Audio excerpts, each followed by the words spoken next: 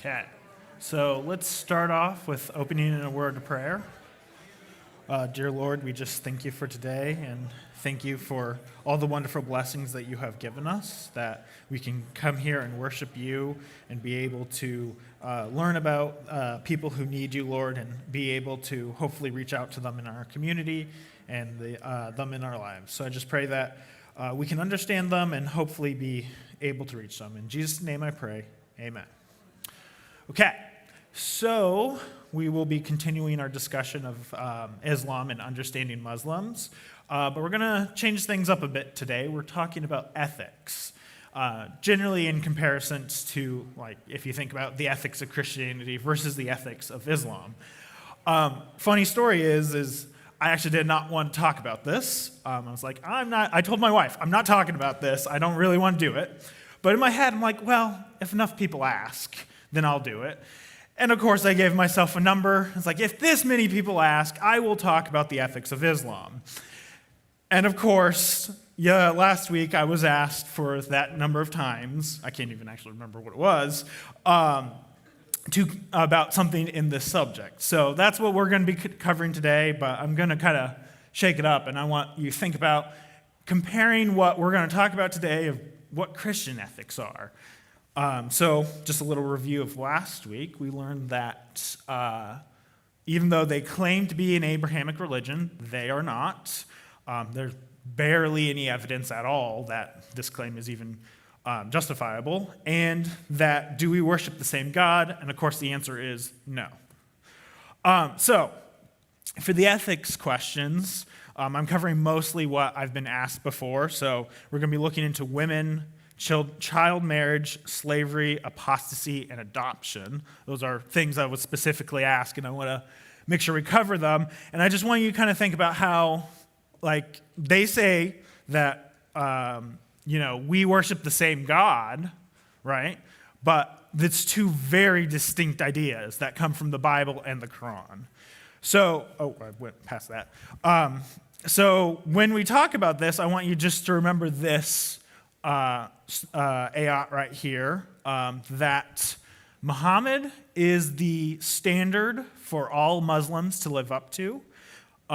So like how we are supposed to imitate Christ, they are supposed to imitate Muhammad. So while we're going through this, I don't want to get into the weeds about like, oh, this person here said this thing and this person here said this thing.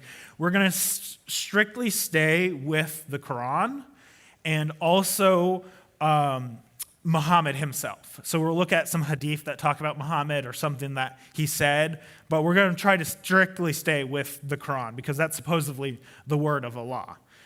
So, women, very broad subject.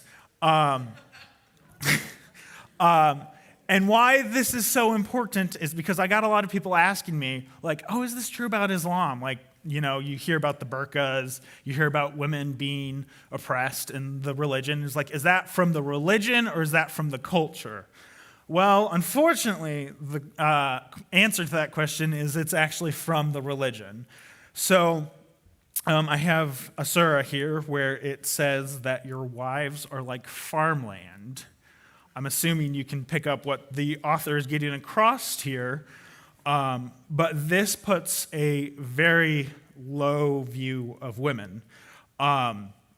So in Islamic cultures, I'm sure you are aware that often women are abused, they are mistreated, they are deemed less than men. Sometimes they will actually, like if they have a daughter, they will get rid of it because they want a son. And something surprising is that the women have no rights in a marriage. Often the man has all of them. And that kind of comes from this idea here, that they're just there to basically have kids for their husband. Another quote from Umar at the bottom where he calls his wife a toy, which is not very good. But I find this very interesting when you think, again, they're claiming we worship the same God. What does God tell us to do? He says, love your wives, And here it says, they're just farmland to you, which I find very disgusting. Another thing is that a woman's testimony is worth half that of a man. So here's a surah here. It's basically talking about contracting a loan, and it says, okay, when you make a loan, get 2 men as your witnesses so that, they'll remember. But if you can't find 2 men, you can find 1 man and 2 women. So that there sets the precedence that the 2 women equaled the testimony of 1 man. And the reasoning behind this is in the surah right here or in this ayah, is that if the woman forgets, the other will remind her. So what it's basically saying is that women are so forgetful that you need 2 of them so that they can remember this contract that's being made. And the really bad side effect of this is if a woman gets sexually assaulted, and it happens unfortunately a lot in Arab countries, they will go to the authorities and say, I've been sexually assaulted. The man will be brought forward, and then it becomes a he said, she said, and they'll almost always go for the man. Because in Islamic law, man's testimony is worth, or a woman's testimony is worth half that of a man's. And there's even some cases where women are stoned because they've admitted to adultery. They can't prove it was with that man, but they've admitted to, having sex outside of marriage. And that's a stonable offense in Islam, which is really sad. So a lot of times these women end up having to hold in being assaulted, because if they do, they could get actually punished for such things. Okay. Abuse of wives. This is a very controversial topic, actually, in the subject of Islam. There's a lot of debate of what does this actually mean? So in this surah right here, Surah 4:34, it is talking about how what you're supposed to do if you fear disloyalty or ill content, which is not defined, actually. So there is no idea what this disloyalty will be. It says, first, you admonish them, then you refuse to share a bed with them, and then lastly, beat them. But if they return to obedience, sink not against the means of annoyance, for Allah is the Most High and Great. So that right there is saying that you are permitted to beat your wife in the Quran. Now the debate comes in, is that word right there translates to either beat or strike, is a very broad term. So you'll actually hear modern Muslims to say, oh, that's not what that means. You're mistranslating that. That means, some say tickle, some say to lightly strike them, or other such things. So they try to really, temper it down, saying, oh, no, that's not what that means. That's because they've also been affected by, the modern state where, we try to have not beat our wives. That's kind of a good idea. So they're trying to really go past this, not wanting to do that. But the problem is that for the longest time that Islam has been around, they've interpreted it as you can practically flog them.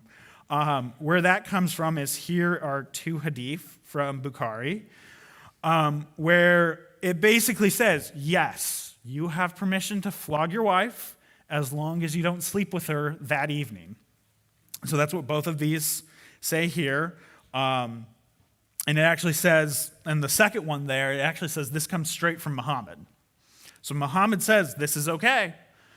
So yes, while it's very sad to know this, that is an unfortunate part of their religion. And then finally, on the topic of women, is polygamy. So, in Surah 4:3, it's about the only thing where it talks about how many wives you can have. It says, if you fear you might fail to give an orphan woman her due rights, if you were to marry them, then marry other women of your choice, 2, 3, or 4.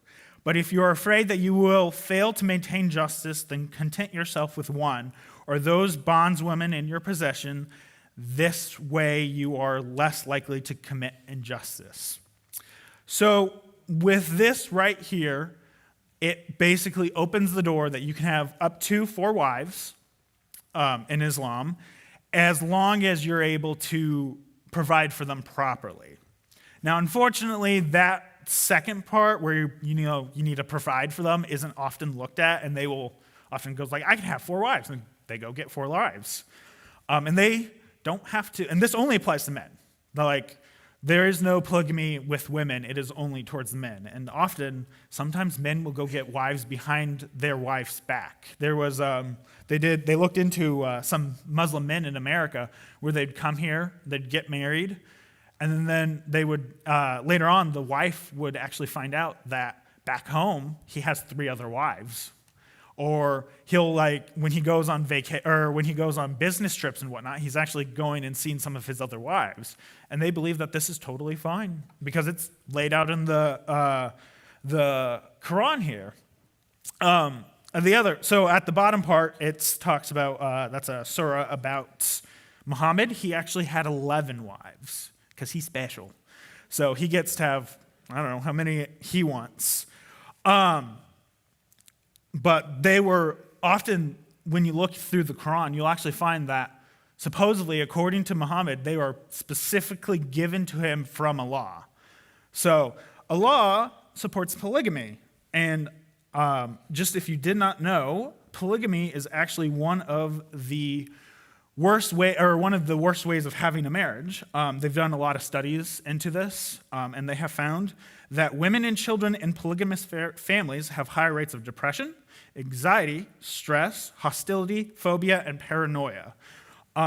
Marital satisfaction is non-existent in polygamous marriages, and hierarchies are formed between mothers and children, where non-favored groups have a greater impact of the previous stated conditions. And if a mother dies in a polygamous marriage, it is often that the other mothers will not look after or care for the children of the deceased mother, thereby either condemning them basically to death.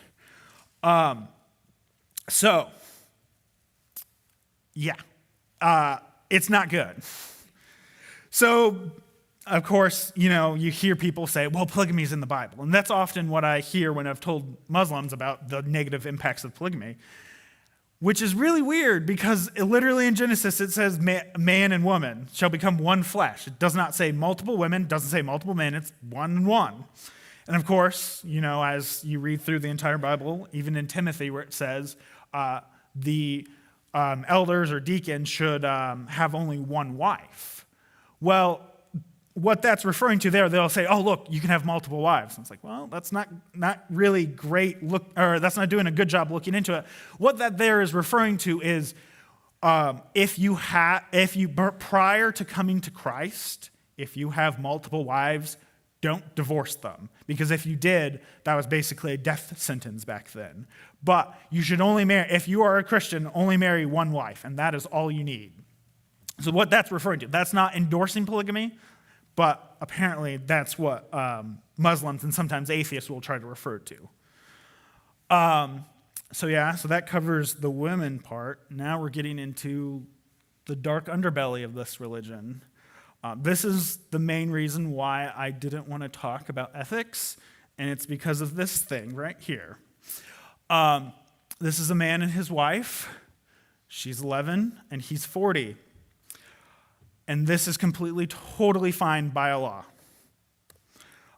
Here is a surah right here. It's talking about if you intend to divorce your wives, which a man has total right to divorce whenever he wants for whatever reason. O Prophet, instruct the believers, when you intend to divorce women, then divorce them with concern for their waiting period and count it accurately. And fear Allah, your Lord. Do not force them out of your home, nor should you leave, unless they commit a blatant misconduct. I'm not going to bother reading the rest of that, but that's basically talking there about this waiting period. So in Surah 5, so that's Surah 65:1, so if you go down, it will lay out what this waiting period is. As for the women past the age of menstruation, in case you do not know, their waiting period is 3 months. And those who have not menstruated as well. As for those who are pregnant, their waiting period ends with delivery, and whoever is mindful of Allah, he will make them at ease for them. So women who have not menstruated, you are allowed to divorce them. Just in case if you didn't know, on average, women start menstruation at age 12. This is saying, and by a law's command, that you are allowed to marry women prior to that age. And then again, it talks below, there is no waiting period if you do not sleep with them. That is the prior thing. Yeah.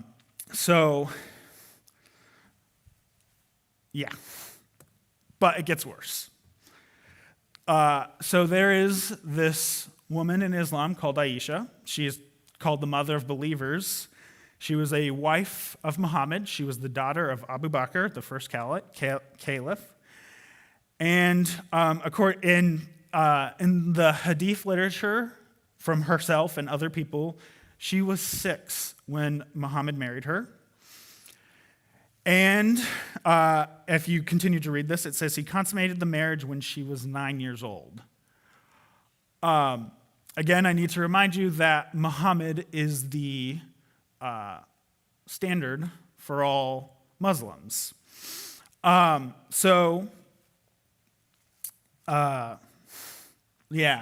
they look to this and they use this to prove that they are able to marry children. And of whatever age. Oh, and to remind you, at this time when this hadith was written, Muhammad was at the age of 50, to kind of give that contrast there.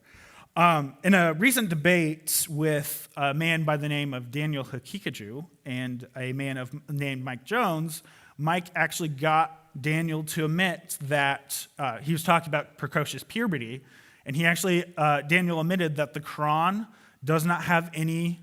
If they start their periods, which he said precocious period can start at 11 months, then they are acceptable for marriage. So this is why I call this the dark underbelly of Islam. So here's kind of going something else. The Byzantines actually in the 700s, we're not really sure, they actually banned the marriage of children to adults.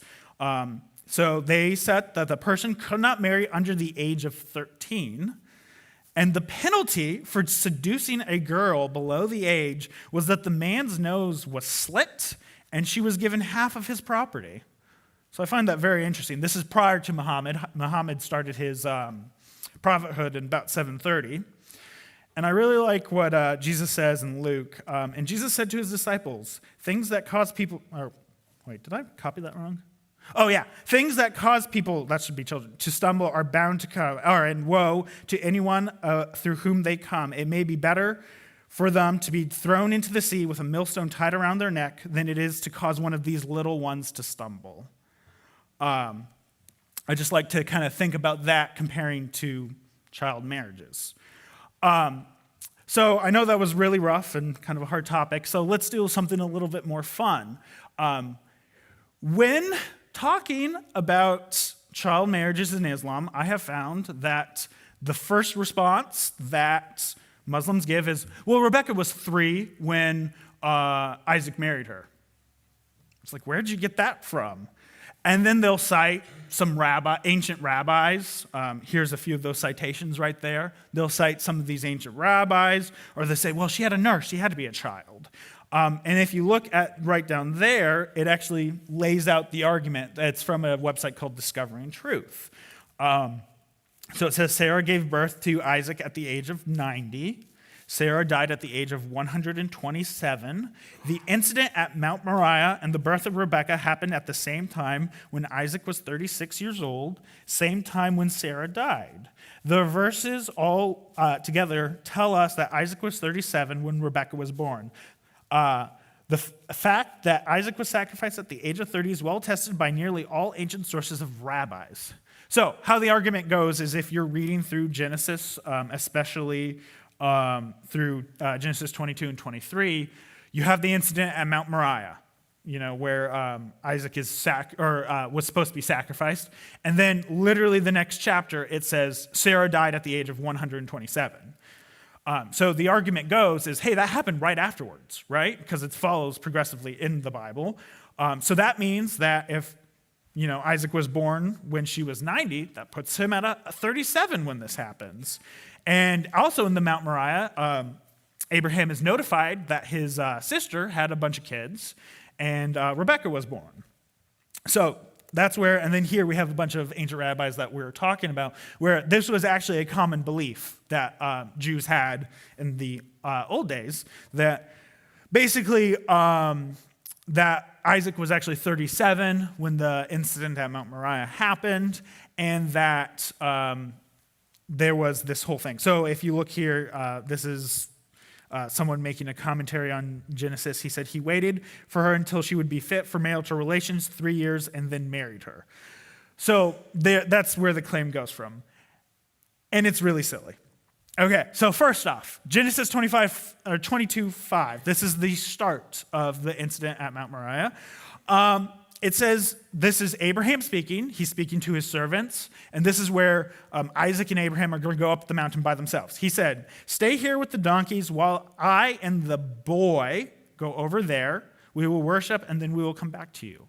That word for boy, my Hebrew's terrible, so I'm not even going to try to say it. It literally, there's no translation that could mean a 37-year-old man. That is a child. That's what that means here. And then in the other claim, someone comes, later on in the book of Genesis, someone comes up to Abraham and says, sometime later, Abraham was told Milcah is also a mother. She talks about he's notified of all these children his sister has. And then it says, and Bethuel became the father of Rebekah. Well, if you go off of the Islamic claim that this all happened right at once, then all of these children that Abraham is notified immediately were born at the same time. That's what they're arguing. Not that Abraham was really far away and she had a bunch of kids, and then she's finally like, okay, go tell Abraham. He probably would like to know this. And that's what happens here. So there is no definitive time here that it says, this is when Rebekah was born, this is when Isaac's born. It's all kind of vague, honestly. We don't have an idea. We know he's a boy when this incident happened. And then finally, right after it, in Genesis 23:1, it says she lived to be 127 years old, and that's when Sarah died. But there is no time differentiation between Genesis 22, the end of Genesis 22, and the start of Genesis 23. That would be the next major event in their lives, in Abraham and Isaac's. But there's nothing saying that Mount Moriah happened, then Sarah died. And of course, we can see that with if you translate it correctly, that Isaac was a child when this happened, then later Sarah died. So, but if we continue on with their logic, we have to go to Genesis 24:15 and 16, where Rebekah comes and talks to Abraham's servant. She has a jar on her shoulder. Remember, these Muslims who are saying that this is a 3-year-old, and she fills the jar when she comes to the well, and then she gives the servant a drink, and then she gives water to the servant's camels. So early on in the chapter, we learned that he had 10 camels. Your average camel drinks about 30 gallons. If you do a little math, that's 300 gallons. They're claiming a 3-year-old moved that much water. So, no, that's kind of silly. So, this is kind of a way of attempting to make it sound like, it's in the Bible. But really, that's one answer to it, but really a better answer to it is Cain killed Abel. That's recorded in both the Quran and the Bible. Doesn't mean that God accepts that. Like, that's wrong. God says murder is, you should not murder. So just because if someone did something bad, like Noah got drunk, that's not God approving of that action. So if hypothetically Isaac married a 3-year-old, I think we can say that God would not be pleased with that. But the last thing is, was Mary 12 when she married Joseph? That is the other claim. I'm going to briefly cover this because this one's even sillier. No, it comes from an apocryphal text called the Gospel of James, or Proto-Evangelium of James. And basically what they did in this text is they wanted to make sure that it was blatantly obvious that Joseph was not the father of Jesus. So they set up this whole situation where Joseph didn't even want to marry Mary. It was forced upon him by the temple. They cast lots and all this stuff. He said, I don't even want to be, like, she's not even able to be married, and I'm too old for this anyways. And then he talks about how no one should touch her because she's still a child, blah, blah, blah. And then he's gone when Jesus is conceived. Like, he's on a trip, and then he comes back and is like, how did this happen? And then that's when supposedly the vision of Joseph should accept the child and name him Jesus. This is basically not Gnostic. It was a text probably about 1st to 2nd century that was fabricated to try to give off the idea of the perpetual virginity of Mary. That's what this is for. No one takes this credibly, but it's a way to try to kind of undermine the argument that if Muhammad claims to be a prophet, or if it claims that we worship the same God, why are their ethics so different? So I'm going to go through slavery next because I got a lot of questions on this. Yes, slavery is completely acceptable in Islam. It's actually, in the Quran, it says people who are slaves don't have the favor of Allah, and the ones who are the slavers are the ones who Allah favors. That's this here. And also in the Quran, it says you can take war captives. You are allowed to, if you win a war, you are allowed to keep your prisoners and use them as slaves. And the Quran has a very different word, or different understanding of the word modesty. In Surah 21, 1 through 6, successfully indeed are brothers who are humble in their prayers and who shun vain conversation and who are prayers of poor due, and who guard their modesty, save for their wives or their slaves, well, that's it, or their right hand possessed, which is slaves, for they are not to be blameworthy. And then in Surah 70, it says basically the same thing. It says that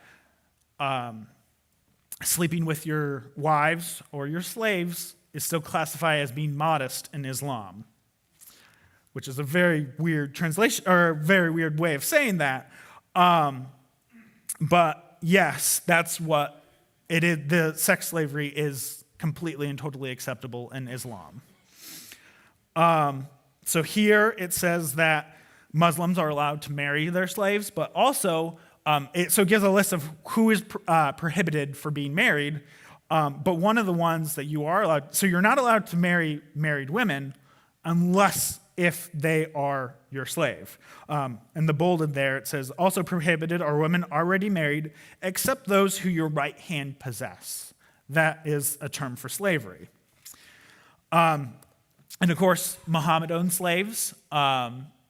He actually bought more slaves than he sold. He said he liked having slaves because it made him money and things like that, but he also treated them basically as concubines. So again, Muhammad is the example. That's a pretty bad example.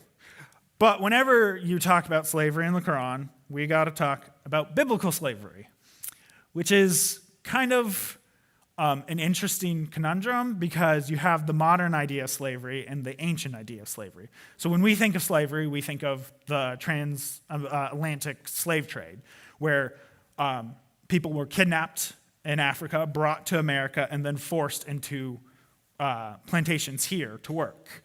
And so then often our idea is, and especially atheists will then say, well, that's what happened in ancient times. First off, no, that is completely false. And then another claim they make is that God completely approves of that. Well, that's a really bad argument. And if God regulates something, that doesn't mean he approves of said act. My favorite one to kind of point to that is divorce, because it's very clear. And of course, in Malachi, God says, I hate divorce. But when Jesus is confronted about, hey, can you divorce your wife? He says, no. And then they ask him, well, why did Moses give us the right to divorce our wives? And Jesus goes, because of your hardness of hearts, Moses permitted you to divorce your wives, but from the beginning it would not have been. So I find that really interesting. If God regulates something, i.e. divorce or slavery, that does not mean he approves of it. So we're going to look into kind of what it is, but really calling it slavery is not doing, or is kind of comparing it to that modern slave trade. Really, it's more like indentured servitude. These were contracts for a specific time, as you know, the year of Jubilee. They were able, or that's when they would go back to their land. The slaves were paid and had input into this. It was often driven by poverty. So you would have one of the people would be poor and they weren't able to upkeep their land. So they would make a contract with a wealthy person, and then that way they were able to kind of be able to afford to live and to also have work to do. And God is very specific. When you have slaves, they get the Sabbath day off. He says, even your slaves get the Sabbath day off. So here's a little bit of regulations for slavery. I find Exodus really interesting. No one who kidnaps someone, whether he sells him or he's found in his possession, shall certainly be put to death. So if you bought a slave that was kidnapped and they were not there willingly, and you knew that, you were put to death. That's how serious this is. God made sure that slaves had rights and that they were protected. Of course, as if you hurt your slave, if you knock out their eye or knock out their tooth, like bodily injury, that slave was free. That contract was broken. They got all the benefits of the contract, but they don't have to do the work because you hurt them. And if the slave escaped, so if the slave ran away and he comes to your town, that's what in this Deuteronomy passage is saying, if the slave comes to your town, don't return him. That's what it's saying. You protect him, you keep him, because there's probably a reason why he's running away. And that means it's probably because he's breaking the law. So God set it up where slaves were protected in the Old Testament, where they had rights and they could very well be really well protected. This is not the same thing that is in the Quran. To even compare the two is actually kind of sad. But that's often where atheists and Muslims go. I was actually having a conversation with a Muslim friend, and we were having lunch, and we had an atheist friend there. And I said, well, why does Allah permit slavery? And the atheist, before the Muslim could say anything, was like, well, the Bible permits slavery. And so then we went down this whole diatribe about, no, that's not what you're thinking it is. But I find it really interesting that atheists tend to kind of want to defend Islam, but really attack Christianity. I don't know. It's very interesting.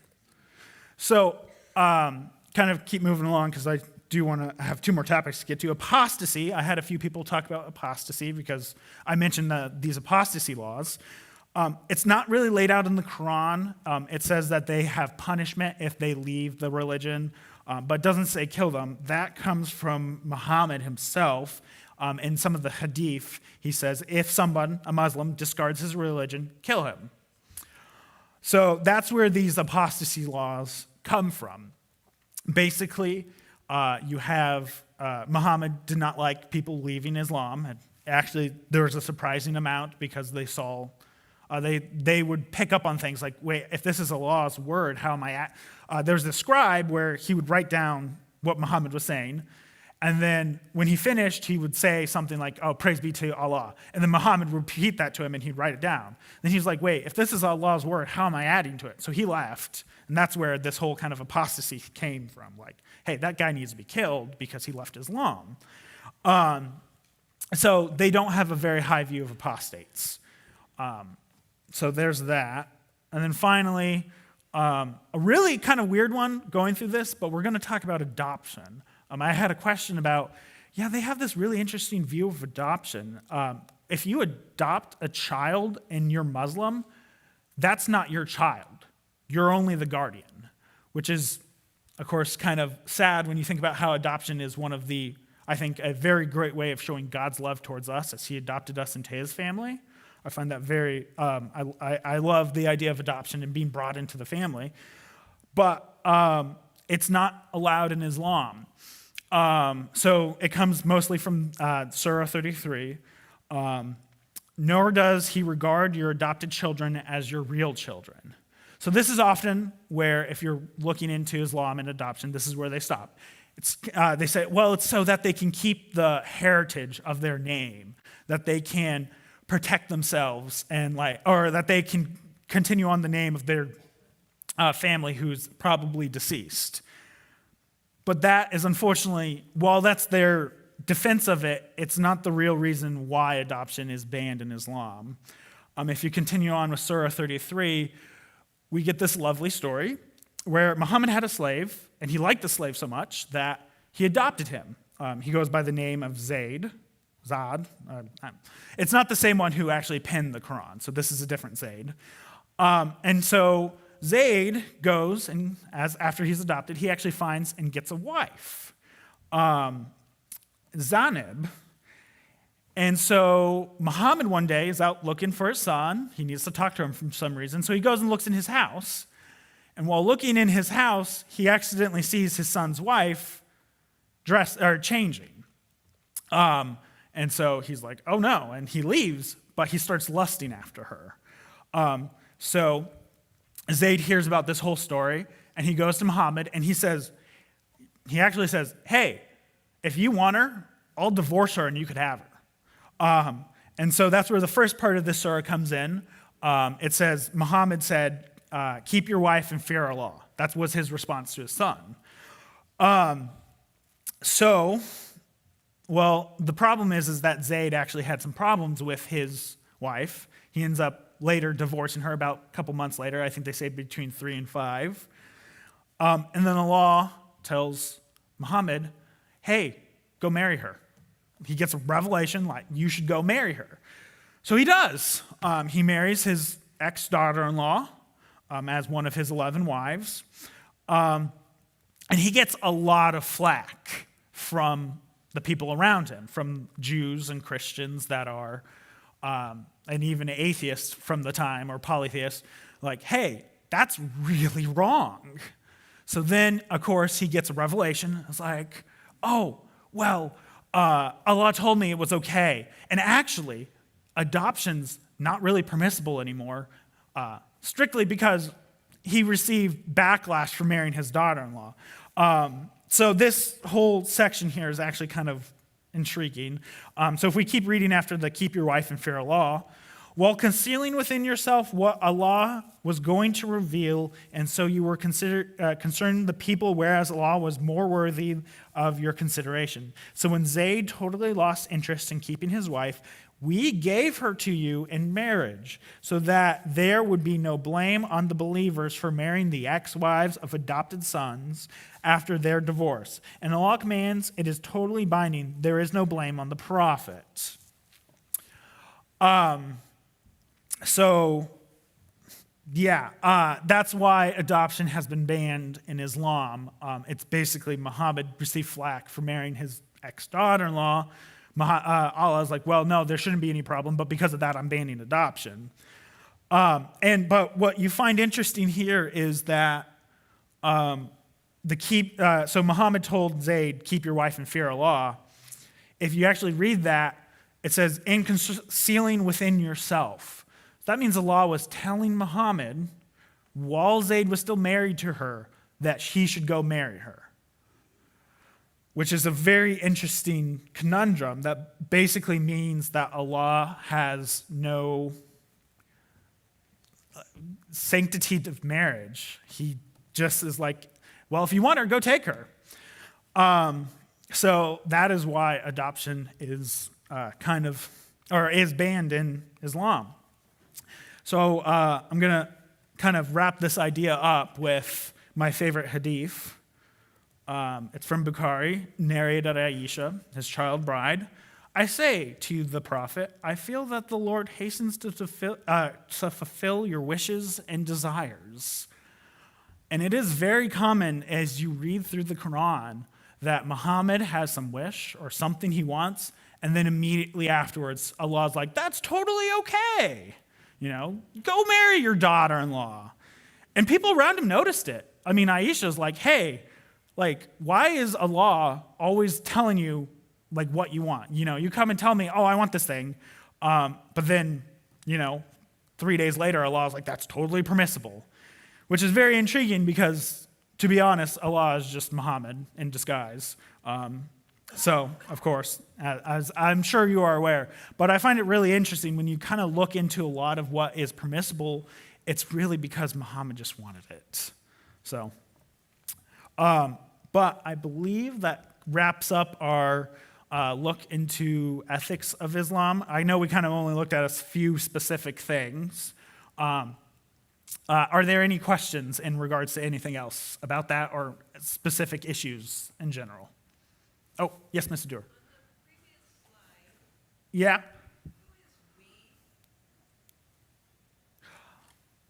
Good question. So, Allah often uses plural pronouns. It's very common in there. So that we there gave her to you in marriage, that is Allah. Yes, that is referring to him. But I don't know why, because they claim he is purely Unitarian, like he is one person. So it is kind of an interesting thing. I haven't heard a good argument for it. But I've also heard some people say it's Allah and Muhammad, or it's Allah and the Quran. That's what I've heard is kind of an idea about that. But yeah. Any other questions? Okay. Oh, yes.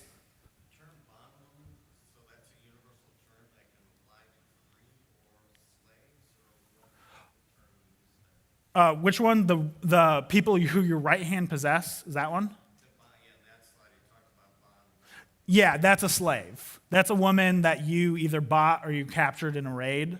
But yes, that is someone who, the person who your right hand possess is a slave, or sometimes translated as bondswoman. It's a person who is like you own physically. So yeah.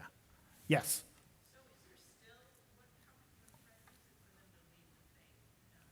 I'm sorry?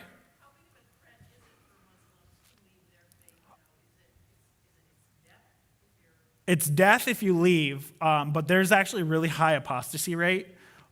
So basically what's happened is that a lot of Middle Eastern countries now have access to the internet.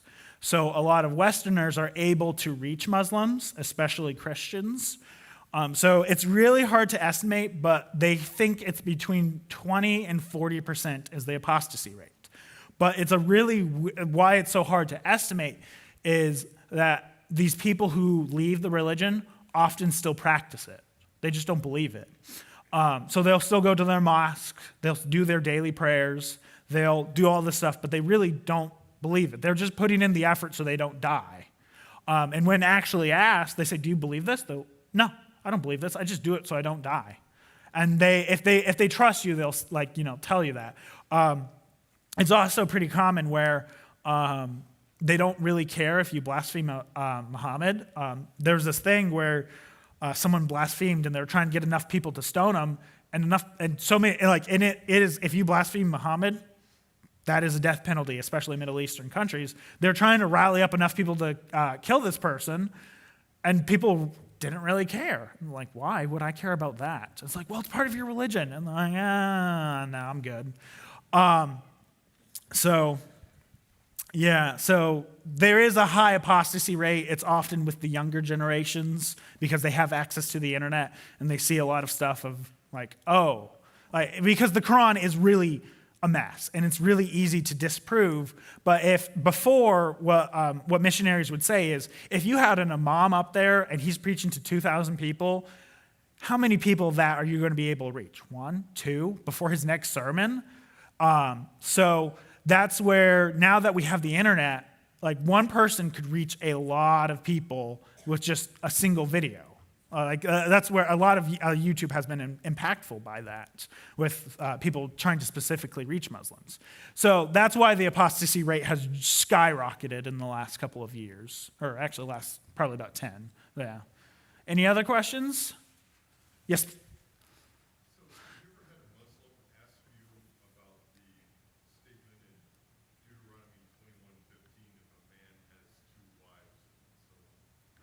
I actually haven't, and I can't remember that off the top of my head. What's it say again? If he loves one and not the other, and both bear him sons, but the firstborn is the son of the wife he does not love, and it goes on and talks about how to deal with that. Yeah. Again, I can't say off the top of my head, but I'm assuming it's regulating that. There was a lot of polygamy in the Old Testament times. I'm sure, as you are aware, many of Abraham, had Ishmael with Hagar. That was pretty common of the time. But again, it's easy to say, in the beginning, God made a male and female in one flesh. There's nothing else around that. So that'd be my, if thrown on the spot, that would be my answer. Like, okay, God's regulating a practice he does not like. Again, like divorce, it's regulated because that was a common practice and a common thing that happened at that time period. And he wanted to make sure that a child who is not the favorite of his father was still protected and not cast out and thrown away. So yeah. Any other questions? Okay, we are actually over time. So next week we will be talking about the Trinity. Again, as last week we talked about how they don't believe that Jesus is divine. They actually have the Trinity in the Bible, and we're going to be looking at, the Trinity in the Quran. So we're going to be looking into that, and it's a little bit not what you're expecting. So that will be next week.